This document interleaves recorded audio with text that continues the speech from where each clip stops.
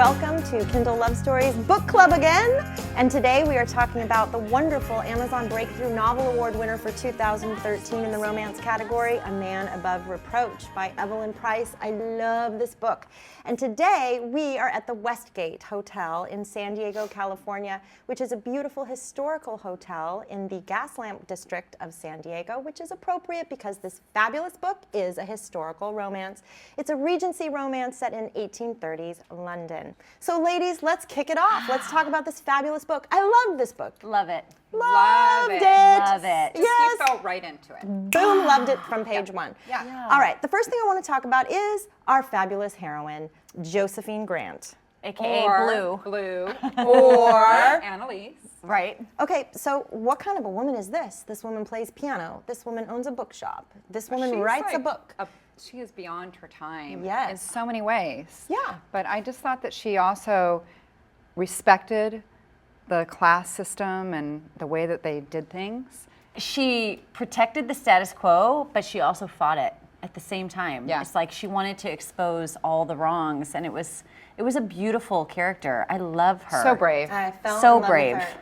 Josephine owns a bookstore, and she's written a book. Right? Yeah, she published Okay. it herself. She published Right, it herself. self-published. Right. What I really am excited to find out is just about how someone with such modern sensibilities could be living in 1830s London. Right. Yeah. You know? Right. But groundbreakers exist. Yeah. Right. So Exactly. But I Well, kinda and that's wonder- how they become groundbreakers. Right. She was a They're crusader. Not She was a afraid. crusader. She was a crusader and ahead of her time. But I do wonder, like, part of me wonders, like, did the author do that on purpose to try to draw us in by creating this character that was more someone that we relate to more in the modern era? You Yeah. know? I don't know. Yeah. You know, But it was a I have beautiful an idea character. of how we can get that question answered, whether the author intended that or not. Oh, really? How, Yeah. How's that? Would you like to meet Evelyn Pryce, the author of A Man Above Reproach? I would. I would. Oh, I would She's totally. Here today to answer our questions about the book. Let's have her come on. Yay! How's it going? Hello. Come on and have a seat. Thank you. We're elated that you're here today. Yay! Look at this. Yes, You guys drink your tea? Yes. Yes, it's delicious. Okay, so for anyone who may not have read A Man Above Reproach, could you summarize the book for us? It is about a woman who plays piano in a brothel, and we don't know much about her past at the start of it, but a duke walks into the brothel and sort of gets absolutely mesmerized by her, and through him we find out about her. He starts pursuing her and can't stop trying to figure out what's going on with her, so we sort of see her through the lens of him falling in love. Yeah, and the attraction that the two of them have is very believable and very swoon-worthy. I loved it. This book came from your heart and soul. This is your baby, right? Because this Absolutely. is your first novel, Yeah, correct? absolutely. Congratulations. Yeah. So I mean, cool. of course, I have ones in the drawer, but Yes. like, I Right. don't think that you get to that point unless you have stuff in the drawer that you're not going to show to people. Yeah. So, yeah, I'm not going to show that to you guys. That's the end result of, Well, of your the novel other is work. so tightly written. Your characters are beautiful, and the banter. The banter! You guys, you want to talk about the Yes, banter? I totally want to Love talk about the You banter. guys, have you read A Man Above Reproach? The banter is sizzling. How did you do this? Okay, so what we have is we have Josephine, our heroine, and we have Elias, the Duke of Lennox, as our hero. And their banter is sizzling hot. How did you do it? Everything pretty much comes from the dialogue. I could say that I write from the dialogue. Like, I was raised on, obviously, Austen, but Howard Hawks. I was raised on Howard Hawks movies, so His Girl Friday and things like that. Like, Oh, I can things that see go that. back and forth and just people talking over each other, which you can't, it's difficult to do that in a book. I will build the rest of a scene around the dialogue to make sure that the dialogue is there. Well, that's great because, Works. I mean, the advice you're supposed to get is show me, don't tell me when you're writing a book. And that's what you did. You showed us. It happened. There was action. People were Right. talking and engaging as opposed to you saying, and they talked wittily together. And I mean, that's what happens in real life. That's what's happening now, you That's know? right, It's not like exactly. someone's describing what's happening to us. We're Right. talking to each other Right. about what's going on. Yeah. Right. That's what pulls you in. Tell like us the about, we banter. were just talking before you came in, we were talking about your heroine, Josephine, and she's got such a modern sensibility. And yet she's not completely anachronistic. I mean, she belongs in her period, but she's just such a rule breaker and so such a crusader and so modern. What was that Oh about? no, it's completely deliberate. I mean, she may be just a smidge too modern, but we're living in 2013. It's really hard to access what happened in the 1830s. Yeah, You know, right. it for our minds to reach back, we sort of need something a little more relatable. So she is historical at the same time that she is a little more modern, so that we can relate to her. But there were women like that back then. It's just that they didn't write histories about them. Right. Because when you think about it, women back then, she could barely even speak to Eli. Right. She could barely speak to Lennox without it causing a scandal. So they weren't writing books about women like Josephine. They weren't putting her down in the history books. No one was writing these women's histories. Right. So there could have been, and probably were, dozens of women like Josephine. But nobody wrote about their histories, so we sort of have to kind of like make them up now.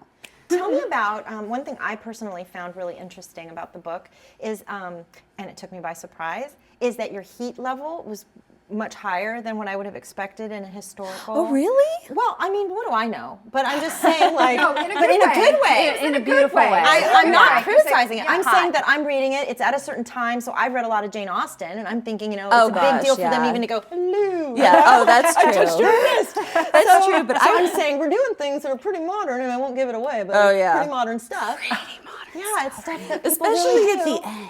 Now, Yes. especially There's at the a pretty end. modern sex act at the end. Yes. But I was worried about that, but I've read a lot of historicals before I started writing historicals, and I think that what draws you in is that you want two people to come together. Like, you get attached to Absolutely. people, and then you want them to come together. It's the Yes. same thing as watching a movie and you get attached to two characters and you're like, kiss, kiss, Yeah. kiss. Yes. Like, that's how I feel when I read. That's how I feel when I write. Yeah. And I did feel like the heat level was a little bit more, but I didn't hold myself back from it. And then I was only worried about it when my family Yeah. started Thank you. reading it. No, let me be clear. Who was reading it? My mother read it. Oh, well. But no, it was the best. I was so scared about her reading it. But when she did finally read it, I said, "Can I ask you, Mom, if you think," because she said my grandma was going to read it. And I was like, "No, Gram, don't let my grandma read it." And she said, "Why? The sex is tasteful." It is. It's not. It's It not is. Yeah. smutty at all. No, No. let me be clear. What I was trying to say is thank you Yes. for bringing that heat to what I would have expected to be something that kept that behind closed doors, because that's what we're accustomed to. And I really appreciated that you kept so true to the time, but yet gave me what I, as a modern woman, like to read. It all goes along with the theme of the book. Let's talk about Eli, the Duke of Lennox, your incredible character, who was so Darcy. You guys, have you seen the cover of this book? You look at this and you're like, this is going to be about Mr. Darcy. And then it was, but in, of course, a fresh, new, incrable, modern way. I'm Tell me in about, love with him. Are you not in love with him? Are you not in love course. with him? I'm in love with him. And now, I was like, no, I am too. And I mean, when people started reading it once again, which is like the most fun in the world to Yeah, sure. get to talk to people about all of this. Your baby. And I was just reading through some stuff and someone said, I totally have a crush on the Duke. And I was like, number one, that's so cool. And number two, what? He's mine. He's my Duke. That's my Duke. But he's not, he's everyone's. When you introduced Nicholas into the story, where did he come from, and what made you think to do that? Nick Because is. I like Nick. Nick's wonderful. I love Nick. Nick's wonderful. Nick's just a little doofy, but he's wonderful because he's a little doofy. I think everybody needs a foil, and Lennox is so serious. So Super serious. you can't really. I don't think that serious people really pair up with other serious people. You don't like. I think that you end up pairing Yes, up so you with have a people that balance. Right. with people you have a balance with. Now, do you think he'll have his own book Yeah, I coming? was just saying, Oh, thinking yeah. that Yeah, she's I pretty thought much there's a whole characters. backstory to him that we didn't really get a taste of yet. There would be a Nick book, a Frost book, and Eli's sister would be the last. Ooh, a Nick book, a Frost book, and Alessandra. Yes. Wow. This is But gonna be Alessandra's fun. got to get a little older before exactly. we can. That's before we perfect. can Right. Yeah, Yeah, exactly. because if she's going to be running around doing what Josephine does, I'd like her to be a little, little bit older, Exactly, please. exactly. Please. And I mean, kind she of was find out what raised. happens to them too. Right. Exactly, exactly. yeah. Because then you would get to see what happens to Eli and Josie throughout the rest of Right. that. And I mean, Alessandra has a lot of growing beautiful. up to do, but she Right. also grew up in the Lennox household with them, Right. and then with Josie throughout that.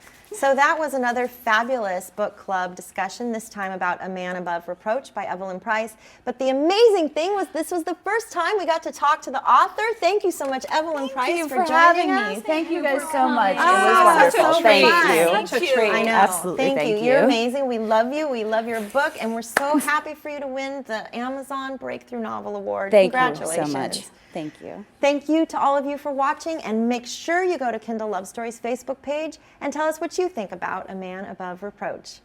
If you're in a book club and you're looking for your next great read, I highly recommend A Man Above Reproach. You will not regret choosing this book. Or if you've been reading along with our book club, go to our Facebook page, send us pictures, post, show us all the fun you've been having reading A Man Above Reproach. I know we've loved it. Totally. Loved it.